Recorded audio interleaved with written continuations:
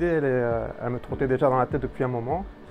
C'est qu'on n'avait vraiment rien de particulier à la radiothérapie qui puisse montrer aux enfants ce que c'est exactement une machine de radiothérapie.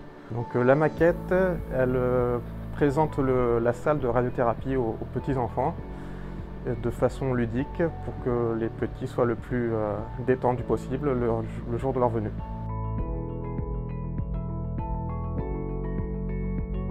Alors on reçoit en consultation d'oncologie radiothérapie régulièrement des enfants pour leur expliquer comment on va traiter avec les rayons leur cancer.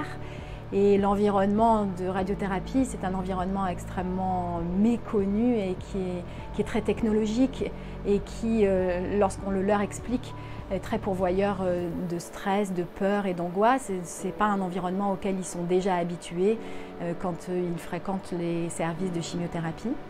Et vraiment, cette maquette, c'est la possibilité pour nous de leur montrer en miniature quelque chose qui du coup ne leur fera pas peur, mais avec tout son fonctionnement et tout son environnement technologique. Et on pense vraiment qu'après une petite démonstration avec cette maquette, ils seront beaucoup moins impressionnés quand ils rentreront dans la salle. On m'a lancé un projet à l'hôpital et je suis extrêmement content de l'avoir fait.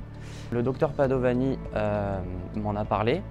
Et moi, je me suis dit pourquoi pas, ça pourrait être sympa d'aider les enfants. Et je me suis lancé le soir même sur le projet, je me suis beaucoup amusé à le faire. Le département de radiothérapie est situé sur deux unités, une unité à l'hôpital Nord, une unité sur la Timone. Et à la Timone, l'ensemble des 3 machines dont le service est équipé est finalement représenté par cette unique maquette. Sur l'unité de l'hôpital Nord, nous avons 2 types de machines qui ont un design complètement différent de cette maquette. Et parce que Thomas a reçu le projet volontiers et qu'il est d'accord pour continuer, on va lui proposer de bien vouloir réaliser les 2 maquettes complémentaires qui représenteront une tomothérapie qu'on appelle Radisact et un CyberKnife.